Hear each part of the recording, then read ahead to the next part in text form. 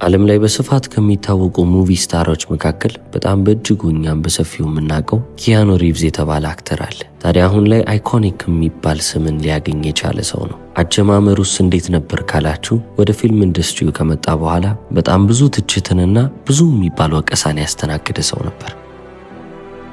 ኪያኑ ሪቭዝ እንደ ማንነቱ ውድንና ስቲፍ የሚባል አይነት ሰው ነው። ያ ማለት ኢሞሽንን ማሳየት የሚችል አይነት ሰው አይደለም። ፊቱን አይታችሁ ስሜት ልታነቡበት አትችሉም። በተጨማሪም ደግሞ ብዙ እንደዚህ ድራማቲክ የሚባሉ ሮሎችን ሲቀበል የሚሰጠው ገጸ ባህሪያቶች ስሜትን የሚያሳዩ ኤክስፕሬስ የሚያደርጉ በሆኑ ቁጥር የበለጠ ድክመቱ እየጎላበት ይመጣል ማለት ነው። ወደ ሆሊውድም ሲመጣ እንደነዚህ አይነቶችን ሮሎች መጀመሪያ መጫወት ነበረበት። ማንም ሰው ስለማያውቀው ምንም አይነት ስክሪፕት የመምረጥ ጊዜ የለውም። ስለዚህ ግዴታ ስሙን ለማውጣት ብሎ ያለውን የተሰጠውን የቀረበለትን እድል መውሰድ ብቻ ነበር አጋጣሚውና እሱ የማይሆነውም ቢሆን እንደሚሆነው አድርጎ ለመጫወት ይሞክራል። የዛኔ ትችቶች እሱ ላይ መዝነብ ጀመሩ። የሚጫወታቸውን ገጸ ባህሪዎች ሮበርት ዴኒሮ ቢጫወተው ኖሮ በጣም የተሻለ የሚባል ውጤት ያገኝ ነበረ። እሱ ግን ምንም ያህል ሊሞክር ቢችልም ያንን ነገር ሊያመጣው አልቻለም።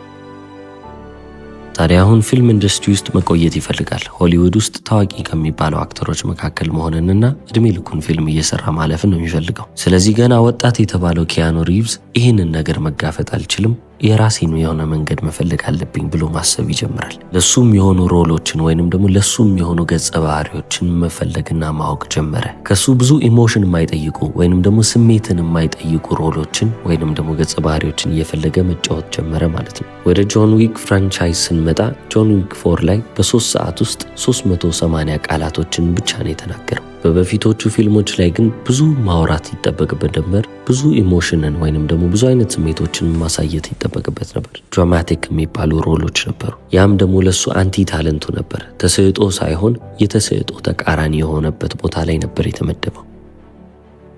የራሱን ትክክለኛ ቀለምና ተሰጥኦ እያገኘ ሲመጣ ግን የተሻለ የሚባል ውጤትን ይዞ ሊመጣ ቻለ። አሁን ላይ ያለውን ኪያኑ ሪቭዝ እንድናከብረው እንድንወደው የሚያደርገን ነገር በእነዚህ ፊልሞች ላይ ያየነው የትወናው ብቃቱ ነው። እሱ ሞር የሚመቸው ነገር ፊዚካሊቲ ያለበት ፊልም ነው። ያ ማለት አክሽን ፊልሞች በጣም ለሱ ሱትብል ናቸው። በተጨማሪም ደግሞ ፕሬዘንስ አለው። እሱን የትም በአይናችሁ ባታዩት እንኳን ከኋላችሁ ቢመጣ የሆነ የሚሰማችሁ ስሜት አለ፣ የሆነ ሰው አለ የሚል እንደዛ አይነት ፕሬዘንስ ያለው ሰውም ስለሆነ ለአክሽን ፊልም ትክክለኛ የሚባል አይነት ሰው ነው። ስለዚህ ወደ ጥንካሬው ወደ ተሰጥኦ የበለጠ እያተኮረ በመጣ ቁጥር ውጤቶቹ የበለጠ እያማሩ መጡ።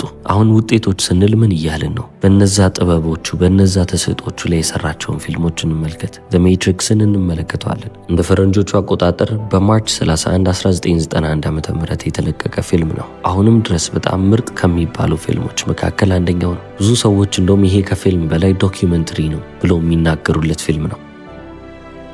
ከዛም አልፈን ደግሞ ሪሰንት ወደ ተባለው ወደ ጆን ዊክ ፍራንቻይዝ ብንመጣ እንኳን ከመጀመሪያው የጆን ዊክ ፊልም ጆን ዊክ 1፣ ጆን ዊክ 2፣ ጆን ዊክ 3 እና ጆን ዊክ 4 ብናካትት ፊልሙ በጣም ከመወደዱ የተነሳ በሬቨኒው ወይንም ደግሞ ባመጣው ገቢ $3 ቢሊዮን ያለፈ ነው። ወደ ሌላ ግለሰብ እንለፍ። ምናልባት ይሄ ፊልም ስታር ነው ወይንም ደግሞ የፊልም አይከን ነው። ወደ ቢዝነሱ ዓለም እንለፍ ካልን ደግሞ አሁን ላይ የማይክሮሶፍትን ሲኢኦ ወይንም ዋና ስራ አስኪያጅን እንመልከት። ሳቲያ ናዴላ ይሰኛል። ማይክሮሶፍትን የተረከበው ከስቲቭ ባልመር ነበረ። ስቲቭ ባልመርም ደግሞ የሚሰራበት መንገድ በጣም ኤክስፕሬሲቭ የሚባል አይነት መንገድ ነው። ፕሬዘንቴሽኖችን ሲሰጥ ያልበዋል።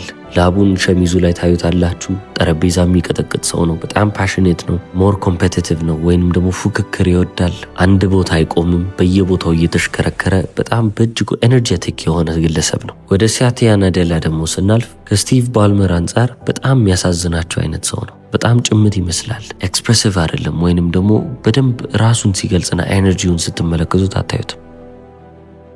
በሌላኛው ጎን ደግሞ ስቲቭ ባልመርን ስታዩት በጣም ኮምፒቲሽንን የሚወድ ፉክክርን የሚወድ ያንን ካልቸር ማሳድጎ ማይክሮሶፍትን እዛ ያደረሰ ይመስላል። ሳቲያ ናዴላ ግን ቴክኖሎጂስት ነው። ከዛ ኮምፒቲቲቭ ከሆነው ካልቸር አውጥቶ ወደ ኤምፓቲና ወደ ኢኖቬሽን ያመጣቸው ግለሰብ ነው። ታዲያ አሁን እንደዚሁ ከላይ ስትመለከቱት ይህ ስስነቱ ወይንም ይህ ሶፍትነሱ ድክመቱ ነው ብላችሁ ያሰባችሁት ነገር እንዳለ ማይክሮሶፍት አሁን ላይ የደረሰበት ደረጃ እንዲደርስ ዋና ኃይል እንዲሆን አድርጎታል። ጭራሽ በአሁኑ ሰዓት ማይክሮሶፍትን ልትደራደሩት ወይንም ደግሞ ልትፎካከሩት የማትችሉት አይነት ድርጅት ሊያደርግ የቻለው ሳቲያ ናዴላ በዚህ ኢኖቬቲቭ የሆነ አፕሮች ነው። አሁን ላይ ማይክሮሶፍትን ብትመለከቱ ይህ ግዙፍ ድርጅት ዋጋው ሲገመት ከ3 ትሪሊዮን ዶላር በላይ ይሆናል ይላሉ። አሁንም እንግዲህ እያደገ እየሄደ ያለ ድርጅት ነው። ከዚህም በላይ ከፍ ይላል ማለት ነው። አሁን ታዲያ ይህንን ቪዲዮ ስጀምር ለምን በእነዚህ ሁለት ግለሰቦች ምሳሌ ጀመርኩ? በሁለቱ ምሳሌዎች ውስጥስ ተመሳሳይ የሚባል ነገር ያገኛችሁት የቱ ጋር ነው?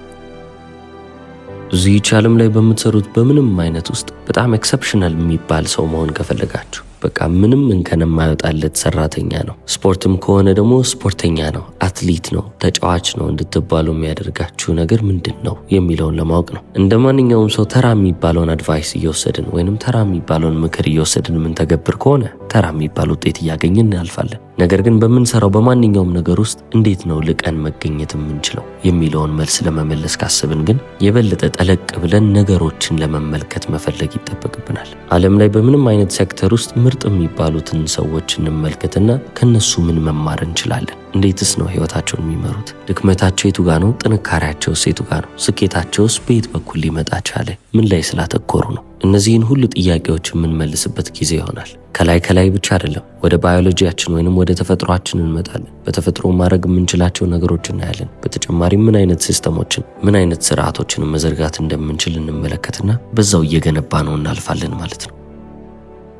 ለዚህ ነው በኪያኖ ሪቭዝ እና በሳቲያ ናዴላ ምሳሌዎች ልጀምር የፈለግኩት። አንቲ ታለንታችሁ እናንተን የሚያስቆማችሁ ነገር ሊሆንባችሁ ይችላል። ብዙ ነገሮች ከተበላሹ መስተካከል ይችላሉ። ማስተካከል የምችሏቸው ነገሮች ይኖራሉ። ነገር ግን በዚህ ዓለም ላይ መስተካከል የማይችሉ ነገሮች እንዳሉ ማወቅ አለባቸው። አንድ ነገር ላይ በደንብ ስለለፋችሁ በደንብ ስለጣራችሁ ብቻ ያ ስህተት የነበረው ነገር እየተስተካከለ ይመጣል ልትሉ አትችሉ። የእናንተ ተሰጥኦ ካልሆነ ምንም ያህል ብትለፉ ተሰጥኦ ካለው ሰው ልትበልጡበት አትችሉ። ስለዚህ ተሰጥኦአችሁ ያለው የቱ ጋር ነው? ጥንካሬያችሁ የቱ ጋር ነው? ወደዛ ፎከስ አድርጋችሁ እዛ ላይ ነው መስራት የሚጠበቅባችሁ። አሁን ተሰጥኦ ያላችሁ ነገር ላይ ከለፋችሁ ትለወጣላችሁ። ተሰጥኦ የሌላችሁ ነገር ላይ ከለፋችሁ ግን ምንም ውጤት አታገኙም እያልኩ አይደለም። አዳዲስ ክህሎትን እያዳበራችሁ ታልፋላችሁ። ጥሩ የሚባልም ደረጃ ልትደርሱበት ትችላላችሁ። ነገር ግን በደንብ ስኬል አድርገው ሌሎች ተሰጥኦ ያላቸው ሰዎች በሚደርሱበት ደረጃ እኔም በዚሁ በእነሱ ጥበብ ውስጥ በእነሱ ተሰጥኦ ውስጥ ልደካላችሁ ግን ትቸገራላችሁ። ምክንያቱም የእነሱ ተሰጥኦአቸው አግዟቸዋል፣ እናንተ ግን የሚያግዛችሁ ጥረታችሁ ብቻ ነው። ስለዚህ አንቲ ታለንት ማለት እናንተ ተሰጥኦ ያላደረባችሁ ነገር ማለት ነው እንጂ ድክመታችሁ ማለት አይደለም። ድክመትን በስራም በጥረትም ልታስተካክሉት ልታሻሽሉት ትችላላችሁ። ነገር ግን አንቲ ታለንትን ልታሻሽሉት አትችሉ። በቃ ያለ ቦታችሁ ተገኛችሁ ማለት ነው። ሌሎች እንደ ቀላል የሚሰሩትን ስራ እናንተ 100 እጥፍ ኃይልን እያወጣችሁ ብትሰሩት እንኳን ከነሱ እኩል ልትሰሩት አትችሉ። በቃ እየተቸገራችሁ ታልፋላችሁ። ስለዚህ ስለ አንቲ ታለንት ሁሌም ቢሆን ባሰባችሁ ቁጥር አንድ ነገር ትዝ እንዲላችሁ እፈልጋለሁ። መንገዶች አሉ ማለት እናንተ መራመድ አለባችሁ ማለት አይደለም። መቀየር ያለባችሁ ቦታ ካለ መቀየር አለባችሁ። ምክንያቱም ሁሉም መንገድ ለእናንተ አይደለም። ለሌሎች ሰዎች ክፍት የሆነውን መንገድ ለሌሎች ክፍት ተዉትና የራሳችሁን መንገድ ብቻ ይዛችሁ ለፉ። ልክ ወንዙ እንደምንም ብሎ በሸለቆዎች እያለፈ ወደ ውቅያኖስ እንደሚወርደው ሁሉ ጥበባችሁም ወይንም ደግሞ ተሰጥኦአችሁም እናንተን ለመፈለግ ሸለቆዎችን እያቋረጠ ይመጣል፣ ያገኛቸዋል። እናንተ ብቻ መታገል የሌለባችሁ ቦታ ጋር ቆማችሁ አትታገሉ። እንደ ፈረንጆቹ አቆጣጠር በ2011 ዓ.ም ዳኞች ወደ 1000 የሚሆኑ የፓሮል ኬሶችን እየተመለከቱ ነበር። ይህ ማለት ወንጀለኞች ወንጀል ከሰሩ በኋላ እዛው ማረሚያ ቤት ውስጥ ሳሉ በይቅርታ የመለቀቅ እድላቸውን ይሞክራሉ። እነዛን ሁሉ ኬሶች የሚመለከቱም ዳኞች አሉ።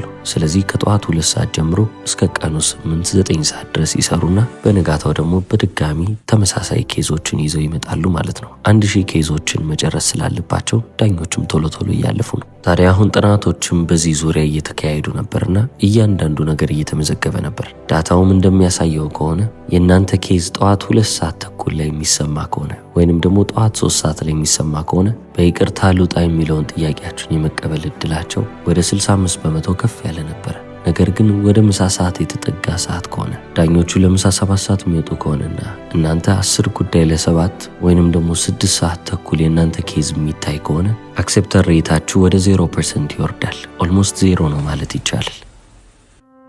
ታዲያ ዳኞቹ ምሳ በልተው ከተመለሱ በኋላ አክሴፕታንስ ሬታቸው ስንት ይሆናል ካላችሁ ተመልሶ ወደ 60ዎቹ ቤት ውስጥ ይገኛል። አሁን ዳኞቹ ሙስና ስለሚበሉ ነው ብለን ማሰብ በጣም ቀላል የሚባለው መፍትሄ ነው። ነገር ግን ባዮሎጂያችን ነው በዚህ መንገድ የሚመራል። የዲሲዥን ፊውላችን ምንጊዜም ቢሆን ማለቅ የለበትም። ስለዚህ ያ ዲሲዥን ፊውል ለምሳሌ ግሉኮሳችን ሲያልቅ ምንም አይነት ሬዚስተንስ አያስፈልግም። በቃ ሁሉንም ነገር እምቢ እያሉ ማለፍን ይመርጣሉ። ስለዚህ ይሄ ለዳኞች ብቻ አይደለም።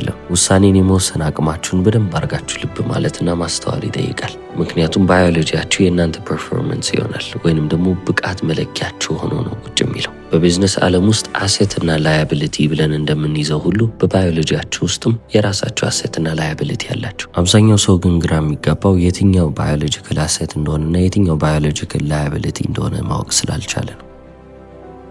ለምሳሌ አብዛኛው ሰው ስራ ሲበዛበት ወይንም ደግሞ ስራ ሲያጨናንቀው ምን ማድረግ ይሻለኛል ብሎ የሚያስበው የመጀመሪያው መፍትሄ ምንድን ነው? ከእንቅልፉ ላይ ትንሽ የምትባል ጊዜ መቀነስ አይደለም። ምክንያቱም ስራ ለመስራት የተሻለ የሚባል ወይንም ደግሞ ብዙ ሰዓትን ለማትረፍ። የሰው ልጅ ግን በትክክል ፈንክሽን ለማድረግ ወይንም ደግሞ አይምሮውን በትክክል ለማሰራት ምን ያስፈልገዋል? እንቅልፍ ያስፈልገዋል። እንቅልፍን እንደ አሴት መጠቀም ሲገባን፣ እንደ ፖዚቲቭ ማየት ሲገባን፣ እንቅልፍም እንደ ኔጋቲቭ ወይንም ደግሞ ከኛ ጊዜ ላይ እንደሚሰርቅብን አድርገን አሰብ ነው። ስለዚህ ላያቢሊቲ የሆነ ብን ቀረ ማለት ነው። ስለዚህ አሁን በዚህ ረገድ እንዴት የተሻልኩ መሆን እችላለሁ ብለን የምናስብ ከሆነ አሴት ላይ ፎከስን ማስቀመጥ አለብን። ትኩረታችን ለኛ የሚጠቅመን ነገር ነው። በላያቢሊቲ በኩል ደግሞ ዲሲዥን ኮስት ብለን እናስቀምጠዋለን። በየቀኑ ጥቃቅን የሚባሉ ነገር ግን ብዙ ውሳኔዎችን መወሰን እናንተን እያደከማችሁ የሚመጣ ነገር ነው። ፊዚክሊ ባይሰማችሁም አይምሯችሁ ግን ድሬን እያደረገ እንደሆነ ይተሰማችኋል። ስለዚህ በየቀኑ የምታደርጓቸው ጥቃቅን የምትሏቸው አስፈላጊ ነገርም ቢሆኑ በሲስተም ማድረግ የምችሉ ከሆነ ግዴታ ማድረግ መቻል አለባቸው። ለምሳሌ ምንድነው የምበላው፣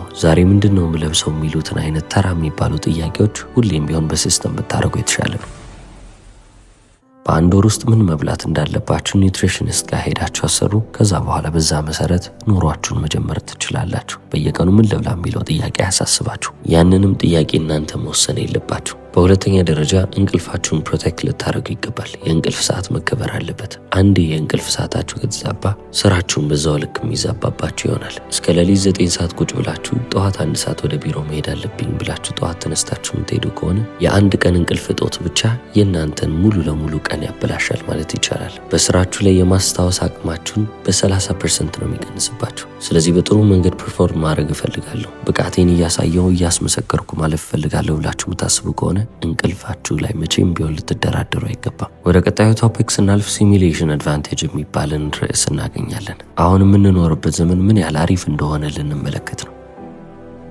እስከ ዛሬ ድረስ ሁሉም ሰው አዳዲስ ነገሮችን ሲሞክር ፐብሊክሊ ነበር ፌል የሚያደርገው። ሰው እያየው ሰው ፊት ነበር የሚዋረደው። አሁን ግን ፕራይቬትሊ ፌል ማድረግ የምንችልበት ሁኔታ ላይ ነን። የኤፍ1 ድራይቨሮችን እንመልከት። ፎርሙላ 1 ካርን ነው የሚነዱት። ታዲያ እነዚህ ሰዎች ምናልባትም ቶፕ የሚባሉትን ከተመለከትን 40 ወይም 50 ቢሆኑ ነው። ከዛ ውጭ ያሉትን ማንም ሰው አያውቃቸውም፣ አያስታውሳቸውም ማለት ይቻላል። ነገር ግን እነዛ ቶፕ የሚባሉ ሰዎች ጥቂት የሚባሉ ሬሶችን ነው የሚያከናውኑት፣ ወይንም ደግሞ ጥቂት የሚባሉ ውድድሮችን ነው በአመት ውስጥ የሚያከናውኑት። በነዛ ውድድሮች ውስጥም ሊወድቁም ሊያልፉም በትናንሽ ነጥቦች በትናንሽ ማይክሮሰከንዶችም ሊገመቱ ይችላሉ። ስለዚህ አሁን ያ በጣም ኤክስፔንሲቭ የሚባል ሚስቴክ ሊሆን ይችላል፣ ወይንም ውድ የሚባል ስህተት ሊሆን ይችላል። ያንንም አቮይድ ለማድረግ ሲሚሌት ያደርጉታል ማለት ነው። ልክ ፓይለት ለመሆን ስትፈልጉ ሲሚሌተር ውስጥ ገብታችሁ በሲሚሌተር ፕሌን እንደምትሞክሩት ሁሉ እዚህ ጋም ደግሞ ሲሚሌተር ኤፍ1 ካር ይኖራል። እንደ ጌም ብላችሁ አስቡት። እውነት አይደለም፣ ነገር ግን እንዳላችሁ አድርጋችሁ ይሰማችኋል። ያንንም መኪና ልክ ፎርሙላ 1 ካር እንደምትነዱ አድርጋችሁ ትነዱታላችሁ።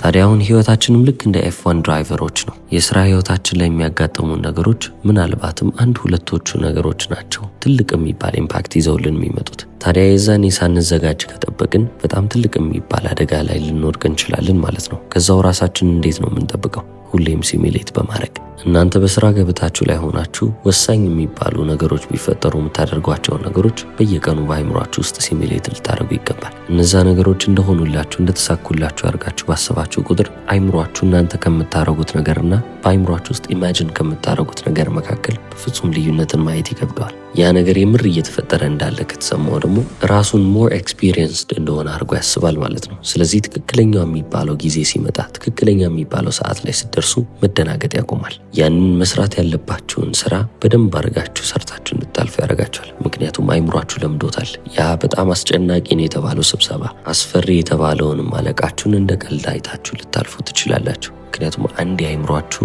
እኔ ይህንን አድርጌዋለሁ፣ ተወጥቼዋለሁ፣ ባለፈው እንዳደረግኩት ነው ብሎ ስለሚያስቡ ለእናንተ የበለጠ መረጋጋትን፣ የበለጠ ሰከን ያለ ፐርስፔክቲቭ እንዲኖራቸው ያደርጋል። ፓይለቶች ትክክለኛ አውሮፕላንን ከማብረራቸው በፊት ሲሚሌተር ላይ የሚቀመጡት ለዚህ እኮ ነው። አውሮፕላኑ ቢከሰክስ ምን አይነት ስሜት አለው ሲሚሌተሩ በደንብ ያሳያቸዋል። ትክክለኛ አውሮፕላን ውስጥ ቢገቡ ምን አይነት ስሜት ሊሰማቸው እንደሚችል ገና ከሲሚሌተሩ ስለሚያውቁ ትላልቅ ፕሌኖች ላይ ሲገቡ አይደናገጡም። በቃ ፊሊንጉ ምን አይነት ነገሮች ሊፈጠሩ እንደሚችሉ አይምሯቸውም ሰውነታቸውም ቀድሞ ያወቀው ነገር ነው። እናንተም በህይወታችሁ ከባድና ፈታኝ የሚባሉ ነገሮች ሊመጡ ይችላሉ ብላችሁ ባሰባችሁት ከሆነ ተዘጋጅታችሁ መጠበቅ ነው። የበለጠ ተዘጋጃችሁ ማለት አይምሯችሁ ያንን ነገር የበለጠ ለመደው ማለት ነው። አይምሯችሁ አንድ የለመደውን ነገር ደግሞ በቀላሉ አይተው እናንተም ያንን ከባድ ጊዜ ልታልፉበት ትችላላችሁ። ይህንን ቪዲዮ እስከ መጨረሻው ስለተከታተላችሁ አመሰግናለሁ። ቻው።